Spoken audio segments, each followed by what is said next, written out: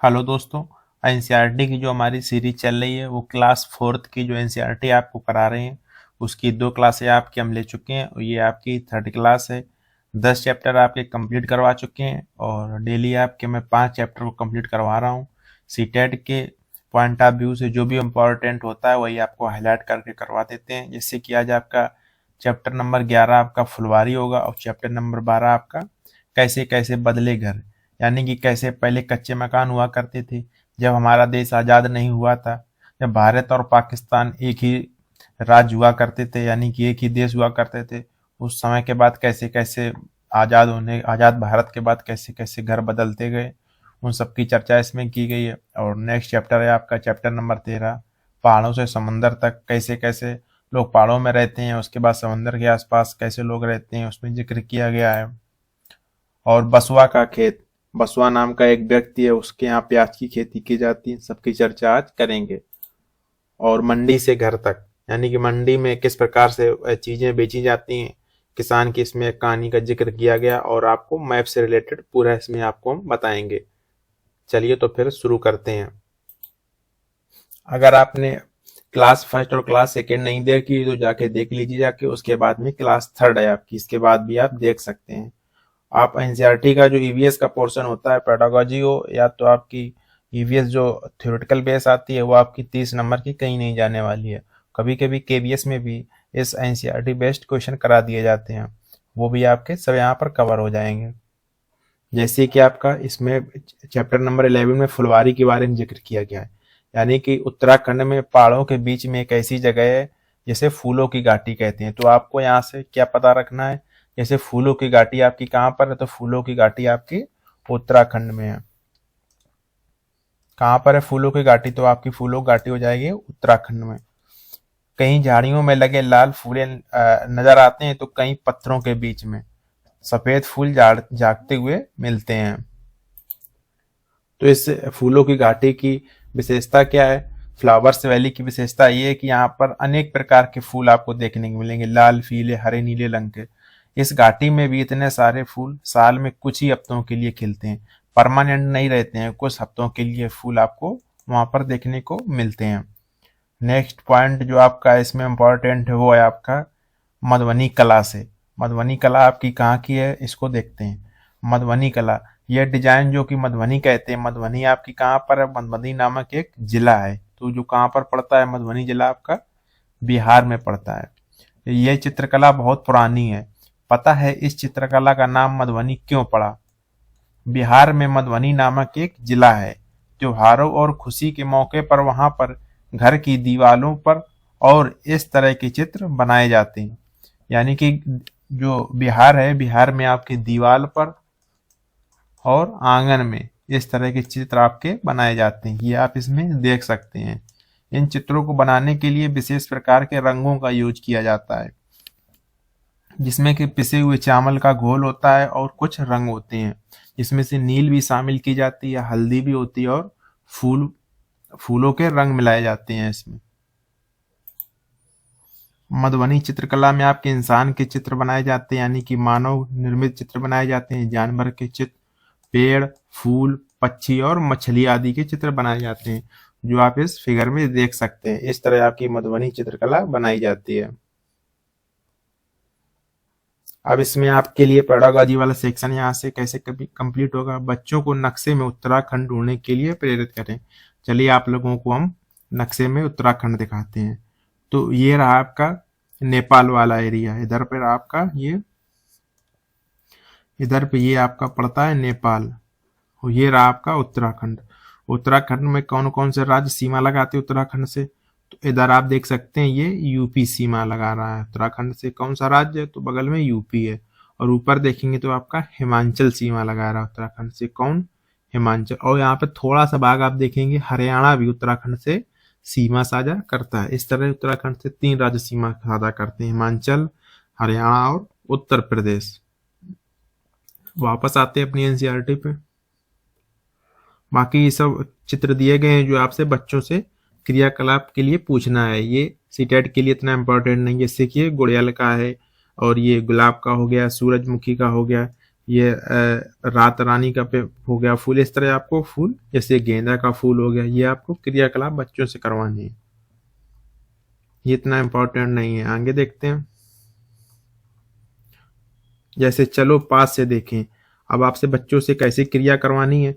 जो बच्चे फूल ला रहे हैं, यानी कि बच्चों से स्कूल में कुछ फूल मंगवाने हैं जो उनके घर के आसपास या बगीचे में उपस्थित हों, और बच्चों से कहना है कि फूल वो तोड़ के नहीं लाएं।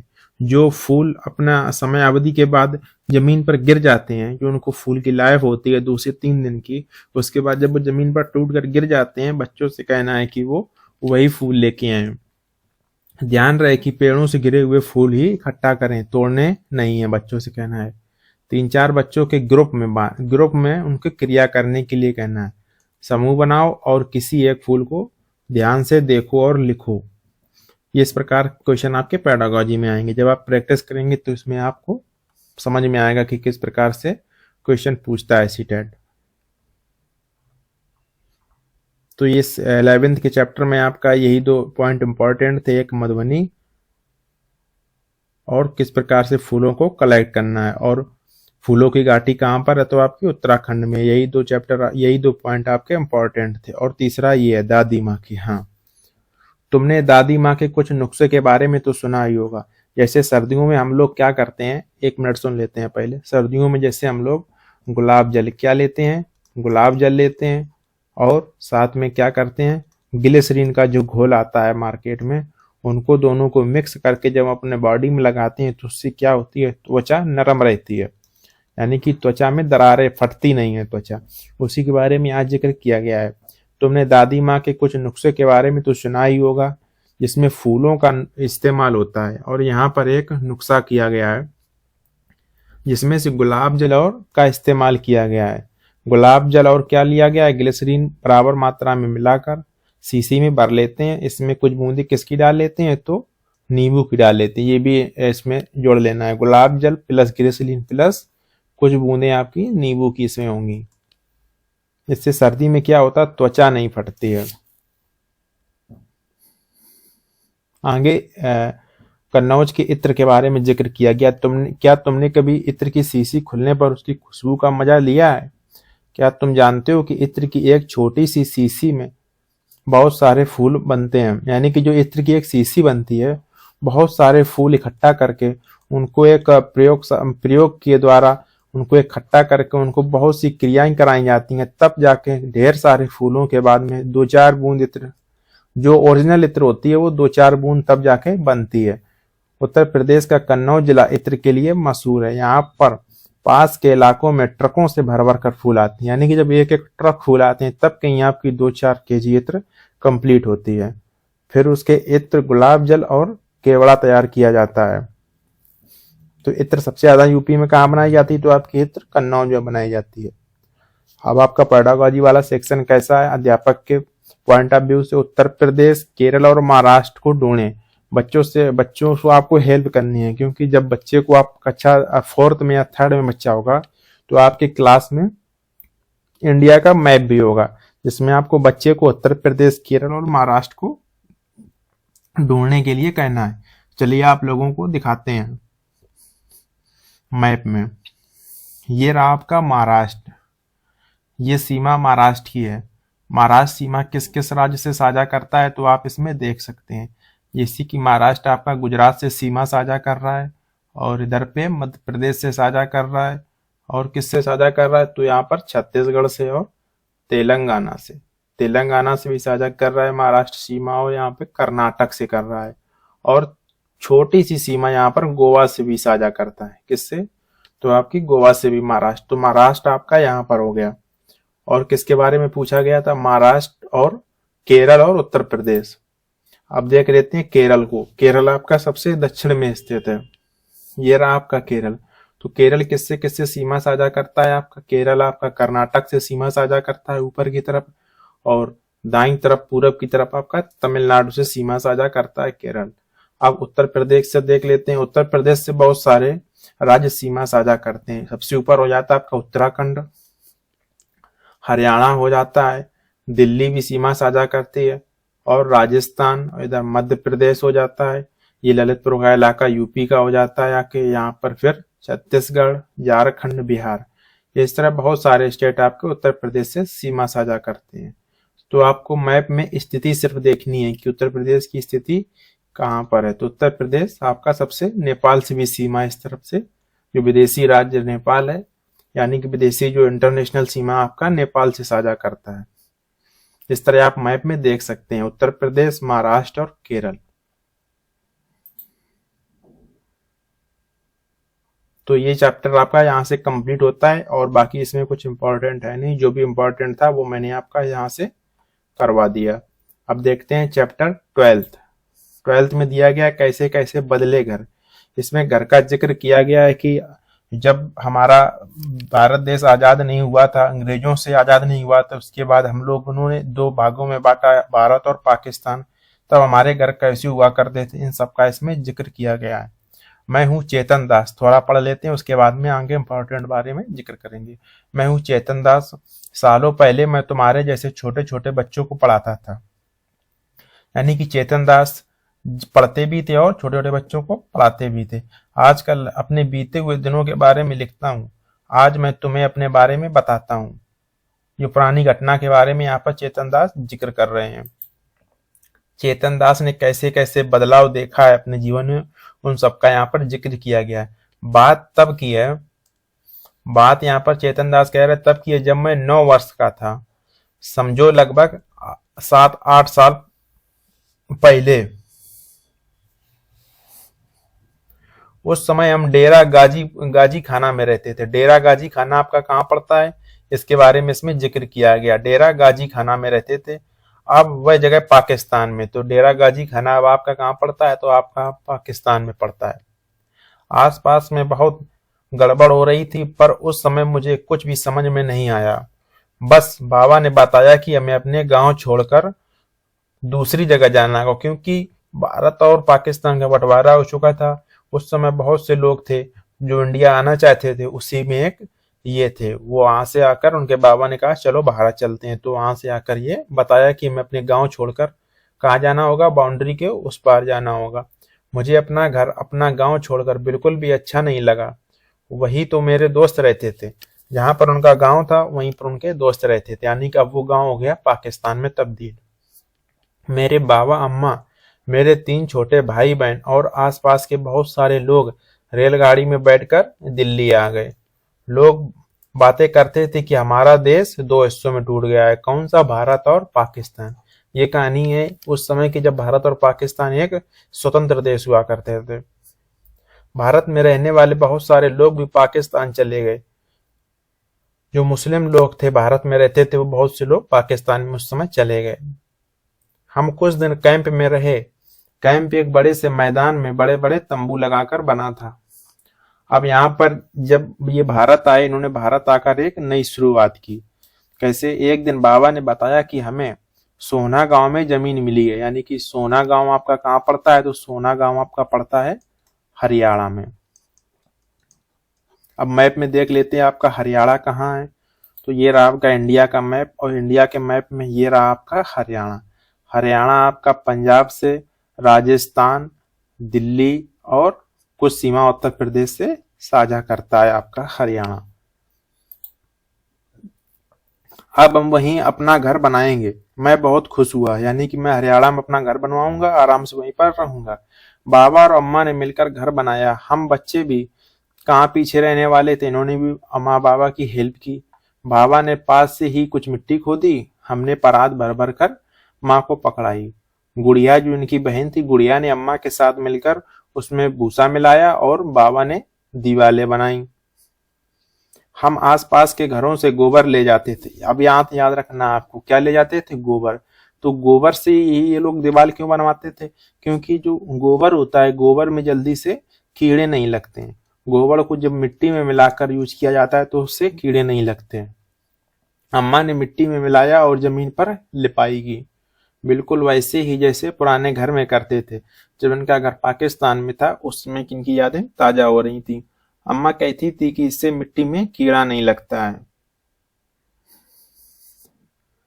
बस अब छत बनानी थी। बाबा ने लकड़ी के फट्टे जोड़ जोड़ कर एक फ्रेम बनाया और उसे चारों दीवारें पर टांग दिया। लकड़ी को दीमक ना लग जाए इसलिए इन्होंने कौन सी लकड़ी का यूज किया, यानी कि उन्होंने नीम की और कीकर की लकड़ी का यूज किया। यहाँ से क्या शिक्षा मिलती है, नीम और कीकर की लकड़ी में कीड़े नहीं लगते हैं।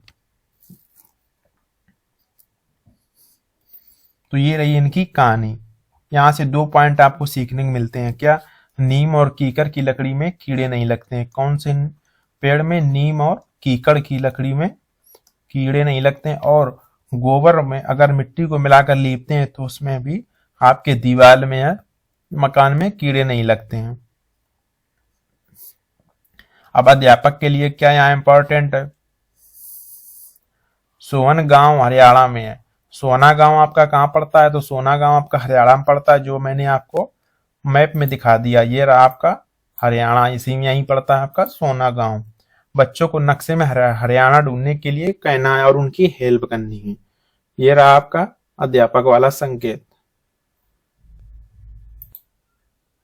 अब बात करते हैं चेतन दास के घर में कैसे कैसे बदलाव आया। समय बहुत जल्दी बीत गया, मेरी पढ़ाई पूरी हो गई और नौकरी भी लग गई।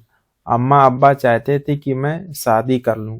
सोचा शादी से पहले घर की थोड़ी मरम्मत करवा लेते हैं, एक कमरा और डलवा लें। शहर में सीमेंट का बहुत चलन था, कहते थे इससे मकान में बहुत मजबूती आती है। मेरे बाबा और अम्मा की सलाह से नए कमरे की छत लोहे और सीमेंट से पक्की करवाई। किससे करवाई, तो लोहे और सीमेंट से पक्की। धीरे धीरे समय बदलता गया, कच्चे मकानों से लोग पक्के मकानों की तरफ बढ़ रहे थे। बाजार में तब कच्ची ईंटें भी मिलती थीं। कमरे की दीवारें हमने इन ईंटों से बनवा ली। इससे यह फायदा हुआ कि इन्हें हर हफ्ते लीपना नहीं पड़ता था। अब मकान मार्केट में क्या थे, कच्ची कच्ची ईंटें दोस्तों आ चुकी थी। पहले क्या होता था, मिट्टी से गोंद गोंद के, यानी कि ऐसे मिट्टी इकट्ठा कर कर के दीवार बनाई जाती थी। अब आपकी ईंटें आ चुकी थी, कच्ची ईंटें से आपकी ईंटें के ऊपर फिर मिट्टी लगाई जाती थी, फिर ऊपर दोबारा से ईंटें रखी जाती थी। इस तरह आपकी दीवार पहले बनाई जाने लगी थी। साल में एक बार इन दीवारों को चूने से पुताई कर लेते थे। हमने आंगन में छोटी सी पक्की रसोई भी बना ली थी। उसमें से एक तरफ मिट्टी का चूल्हा बना था और दूसरी तरफ बर्तन रखने थे। फिर मेरी शादी हो गई। मेरी पत्नी सुमन, इनकी शादी हो गई। इनकी पत्नी सुमन भी इसी घर में दुल्हन बनकर आई थी। वह रसोई में नीचे बैठकर रोटियां पकाती थी और पूरा परिवार चटाई पर बैठकर एक साथ खाना खाता था। सच में वो दिन भी क्या दिन थे। गांव के लोग तब टॉयलेट के लिए खेतों में जाते थे। कुछ लोगों ने इसके लिए घर में इंतजाम कर रखा था। घर में इंतजाम कैसे, जब पहले के जमाने में घर में जो एक्स्ट्रा जगह होती थी, वेस्टेज जगह, वहां पर ये लोग कच्ची ईंटों से घेराव कर देते थे, उसी को टॉयलेट के रूप में यूज करते थे। हमने भी वैसा ही किया था। पिछवाड़े में कच्ची ईंटें लगाकर एक छोटा सा टॉयलेट कर दिया था, यानी कि घर के बाहर जो पीछे जगह पड़ी थी वहां इन्होंने ईंटें लगाकर अपना टॉयलेट बना लिया था टेम्पररी। अब इससे बच्चों से क्या सीख देनी है आपको, अध्यापक के लिए आपको क्या सीखना है, बच्चों को बड़ों से उनके समय के शौचालय के बारे में जानने के लिए प्रेरित करना है। उनसे कहना है अपने घर में या आसपास पता करें, जब उनके पिताजी हम उम्र के थे तब उस समय पे टॉयलेट कैसे यूज होते थे। फिर और आगे कैसे बदलता गया समय। मेरे 2 बेटे और एक बेटी उसी घर में पैदा हुए। समय कैसे बीतता गया पता ही नहीं चला। बच्चों की पढ़ाई शुरू हो गई। 15 साल पहले हमने बेटी सिम्मी की शादी पलवट में कर दी। जब राजू की शादी की बात चली तो सभी को लगा कि नई दुल्हन के आने से पहले पूरे घर को पक्का कर लें। तब तक हमारे गांव में पक्की ईंटों का चलन शुरू हो चुका था, इसलिए दीवारें पक्की ईंटों से बनाई और छत पर लेंटर डलवा लिया। अब इस तरह इनका घर बन चुका था, पक्का पूरा घर इनका बन चुका था। फर्श भी मार्बल के दोनों ओर सीमेंटों से पक्का बनवा लिया। टॉयलेट में भी ऐसे इंतजाम करवा दिए कि मलमूत्र पाइपों से बाहर जाने लगा। अब ये यानी कि आपकी 20वीं सदी की बात नहीं, अभी 21वीं सदी की बात यहाँ पर हो रही है। रसोई घर पहले से बड़ा करवाया। राजू की बहू अब बैठ कर नहीं, मिट्टी में अब खड़े होकर, यानी गैस स्टोव पर खाना बनाती थी। इस तरह इसमें पूरा जिक्र किया गया है कैसे कैसे समय बदलता गया। उसके बाद जो सोहन था वो जाके दिल्ली में रहने लगा। ये सब आपके लिए इतना इम्पोर्टेंट है नहीं, इसमें पूरा वही सब जिक्र किया गया है। बाकी इस चैप्टर में कुछ इम्पोर्टेंट है नहीं, अध्यापक के लिए देख लेते। अगर हो सके तो जहाँ इमारत बन रही है वहाँ बच्चों को ले जाएं और वहाँ काम कर रहे कुछ लोगों को अपने स्कूल में बुलाएं, उनके काम और औजारों के बारे में उनसे चर्चा करें। अब आपको क्या करना है, जहाँ पर इमारत बन रही हो, कोई बिल्डिंग बन रही हो, तो वहाँ पर आप बच्चों को टूर करा सकते हैं। बच्चे जो मिस्त्री के औजार होते हैं वो देखकर उनसे कुछ सीखेंगे कि औजार किस प्रकार से काम करते हैं, मिस्त्री किस प्रकार से काम कर रहा है, ये सब उसको देख सकते हैं। अगर ऐसा संभव नहीं है तो आप मिस्त्री को ही औजार के साथ स्कूल में बुला सकते हैं और बच्चों से उनसे परिचित करवा सकते हैं औजारों के बारे में। अब चलिए नेक्स्ट चैप्टर की ओर बढ़ते हैं। चैप्टर नंबर 13, पहाड़ों से समुद्र तक। नदी के चित्र को ध्यान से देखो और नीचे दिए गए कुछ शब्द को पढ़ो। ये रहा आपका नदी का चित्र। अब पढ़ते हैं शब्द। नाव का इसमें जिक्र किया गया है, और बहता पानी, नीला, मछली और पानी के पेड़ हैं, और नदी है, बड़ा जहाज है, इस तरह की फैक्ट्रियां हैं, जानवर हैं, सबका जिक्र इसमें किया गया है। नदी में मछलियां कहीं ज्यादा है कहीं कम है, तो कहीं कहीं तो मछलियां मर गई हैं, ऐसा क्यों हुआ, चर्चा करो। बच्चों से चर्चा करनी है कि ये मछलियां जो मरी हुई पड़ी हैं ये ऐसा क्यों है, यानी पानी कम हो चुका है, इसलिए मछली अब किसी कारणवश, मछली जब पानी का बहाव तेज हुआ तो मछली पानी से बाहर आ गई, अब वो अंदर नहीं जा सकती है, इसलिए वो पानी में न जाने के कारण यहाँ पर उसको ऑक्सीजन नहीं मिल पाई और वो मर गई, क्योंकि मछली जल के अंदर ही ऑक्सीजन लेती हैं। और इस चैप्टर में क्या इंपॉर्टेंट है नीचे देख लेते हैं।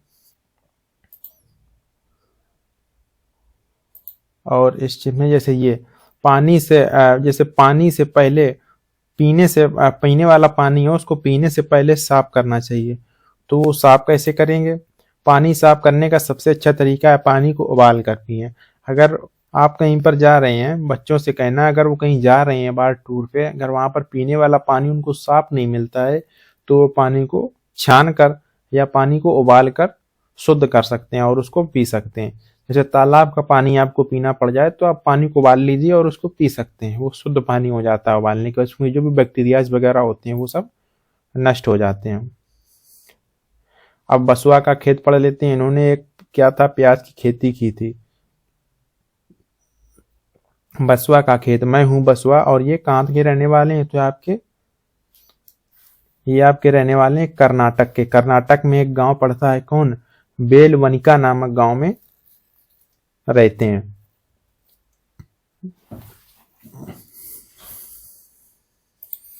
इसमें जिक्र किया गया है, मेरे अप्पा किसान है और जुलाई का महीना है, हर बार की तरह इस बार भी प्याज की फसल उगाने के लिए तैयारी में लगे हुए। इनके अप्पा जो है प्याज की फसल उगाने के लिए तैयारी में लगे हुए हैं।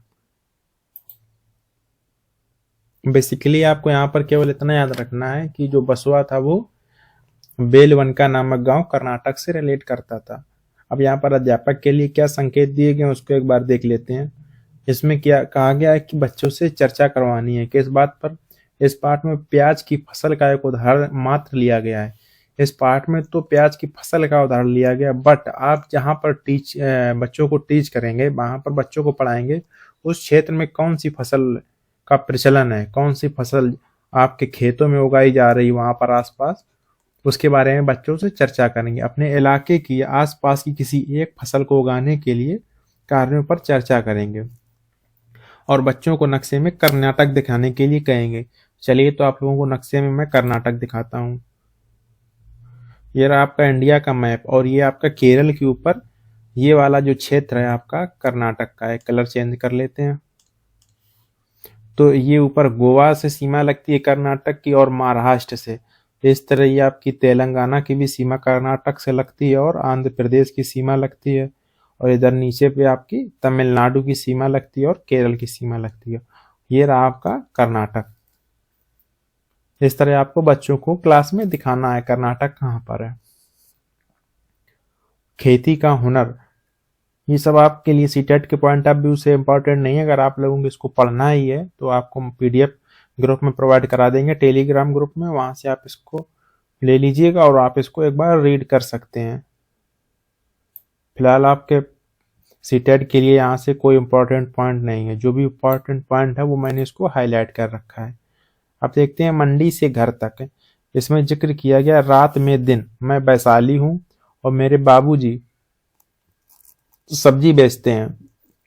इसमें जिक्र किया गया कैसे एक प्रकार की दिनचर्या, एक जो आम परिवार, गरीब परिवार होता है, उसकी किस प्रकार से दिनचर्या चलती है, कि वो सुबह 3 बजे उठते हैं, उसके बाद में कैसे पूरे दिन अपना कार्य करते हैं, शाम को 10 से 11 बज जाता है उनको आराम करने के लिए। मेरे बाबूजी सब्जी बेचते हैं। इस काम में अम्मा, भैया, छोटू और मैं मदद करता हूँ। किसकी? अपने पिताजी की, यानी कि अप्पा की। पता है हम काम कब शुरू करते हैं? सुबह के 3 बजे, जब बहुत से लोग गहरी नींद में सोए होते हैं, तब हम अपना काम शुरू करते हैं। बाबूजी, अम्मा, भैया और मैं पिछले दिन की बची हुई सब्जियां बोरियां और टोकरियों में से निकालते हैं। ताजी सब्जी को मंडी से लानी होती हैं। कभी कभी छोटू भी इस काम में मदद करता है। काम को निपटाकर जब हम सब चाय पी रहे होते हैं तो टेम्पो के हॉर्न की आवाज आती है। फिर बाबूजी, भैया और चाचू मोहल्ले के और लोग के साथ टेम्पू में सब्जी लेने मंडी जाते हैं। इसमें यही सब जिक्र किया गया है किस प्रकार आम परिवार जो होता है, जो सब्जी बेचता है या सब्जी से रिलेटेड काम करता है, तो किस प्रकार से उसकी दिनचर्या होती है। सुबह 6:30 बजे तक बाबूजी मंडी से ताजी सब्जियों को टोकरी और बोरे से लेकर घर पहुंच जाते हैं। उस समय तो मानो सब घर में ही सब्जी मंडी लग जाती है। क्या क्या बेचते हैं इनके पिताजी? जैसे कि बैगन हो गया, आलू हो गया, टमाटर, भिंडी, पेठा, घिया और मिर्ची। अब अध्यापक के लिए इसमें क्या सीख है, ये देख लेते हैं। बच्चों को मंडी में होने वाले कामों के बारे में बताया जा सकता है। किस प्रकार से मार्केट में जो मंडी होती है तो उसमें कौन कौन सी सब्जियां आती हैं, जैसे कि प्याज, आलू, घिया, और ये किस प्रकार से उगाई जाती हैं और मंडी की प्रक्रिया किस तरह से चलती है, इन सब बारे में बच्चों को बताना है। आपको कामों के बारे में बच्चों को बताना है क्लास में। और देख लेते हैं इम्पोर्टेंट क्या है इसमें। अब जैसे यहाँ पर जिक्र किया गया है, बाबूजी पिछले दिन की सब्जियां पहले बेचने की कोशिश करते हैं। वे ऐसा क्यों करते हैं? क्योंकि पिछले दिन की सब्जियां अगर उनको जल्दी से नहीं बेचा जाएगा तो वो खराब होने लगेंगी। इस तरह आपसे बच्चों से चर्चाएं करनी है। बच्चों को आपको घड़ी दिखा के टाइम पूछना है कि जैसे ये छोटी वाली सुई 3 पर है, बड़ी वाली सुई 12 पे है, तो कितना बजा होगा, यानी कि 3 बजा होगा सुबह का, जैसे इसमें 6 बजा है। इस तरह बच्चों से क्रिया करवानी है। अध्यापक के लिए बाल मजदूरी को बढ़ावा दिए बिना बच्चों को उनके परिवार व आसपास के लोगों की मदद करने के लिए संवेदनशील बनाना है। यानी कि बाल मजदूरी को भी बढ़ावा नहीं देना है, क्योंकि बाल मजदूरी मीन्स जो छोटे बच्चे होते हैं, घर वाले रुपए के लालच में दूसरे लोगों के यहाँ पर मजदूरी करने के लिए भेज देते हैं, उसको बाल मजदूरी कहते हैं। बच्चों से वो नहीं करवानी है, बट बच्चों को ये सिखाना है कि कैसे वो अपने माता पिता की हेल्प कर सकते हैं, यानी कि माता पिता के प्रति संवेदनशील हो सकते हैं। जैसे कि एक सब्जी बेचने वाला परिवार है तो उसका जो बच्चा है तो कैसे अपने माता पिता की हेल्प कर सकता है, या किसान का बच्चा है तो किस प्रकार अपने माता पिता की खेती करने में हेल्प कर सकता है। इन सब के प्रति बच्चे को संवेदनशील बनाना है। बाकी यहाँ पे सब्जियों के साथ कुछ खेल का जिक्र किया गया है जो बच्चों से आप क्लास में क्रिया करवा सकते हैं। बाकी इसमें कुछ इम्पोर्टेंट और बाकी है नहीं, जो इम्पोर्टेंट था उसको मैंने आपको बता दिया। एक बार रिकॉल कर लेते हैं इम्पोर्टेंट। जैसे कि आपके चैप्टर 11 में मैंने किया था फूलों की घाटी, यानी कि फ्लावर्स वैली। तो फ्लावर्स वैली आपकी कहाँ पर है? तो आपकी उत्तराखंड में है, ये इम्पोर्टेंट है। और मधुबनी कला, मधुबनी कला आपकी कहाँ से रिलेटेड है? तो मधुबनी कला आपकी बिहार से रिलेटेड है। इसमें क्या होता है? इसमें दीवार में और आंगन में चित्रकारी बनाई जाती है। चित्रकारी मछली के चित्र होते हैं, पक्षी के, मानव के, इस प्रकार से चित्रकारी बनाई जाती है। ये किससे बनाई जाती है? तो आपके नील, हल्दी, फूल और कुछ चावल, पिसे हुए चावल के द्वारा बनाई जाती है। इस प्रकार से ये आपके 5 चैप्टर मैंने कवर करवा दिए। और अगर आप लोग इसमें क्या सुधार चाहते हैं वो आप बताइएगा कमेंट करके, कि इसको पूरी मैं एनसीईआरटी कवर कराऊं या जिस प्रकार से इम्पोर्टेंट है वो लेके चल रहा हूँ सीटेट के पॉइंट ऑफ व्यू से उसको कवर कराऊं। और जो भी संशोधन आप लोग चाहते हैं, अगर इसके साथ क्वेश्चन भी कराते रहें आपके तो कैसा रहेगा, साथ साथ में ये बताइएगा। अगर जैसे सीटेट के जो प्रीवियस ईयर क्वेश्चन आए हैं वो इसके साथ में कराते रहें या उसके लिए सीरीज अलग से चलाएंगे। जो भी क्यूरीज हैं आप लोगों की सभी कमेंट में एक बार बताएंगे, उसी के हिसाब से क्लास आपकी कंटिन्यू की जाएगी। और ये सीरीज आपकी 2 पार्ट पहले बना चुके हैं, वो लोग देख लीजिएगा आप लोग। और बाकी कोई भी दिक्कत हो आप लोग कमेंट में बता सकते हैं। चलिए आज के लिए इतना ही, थैंक यू।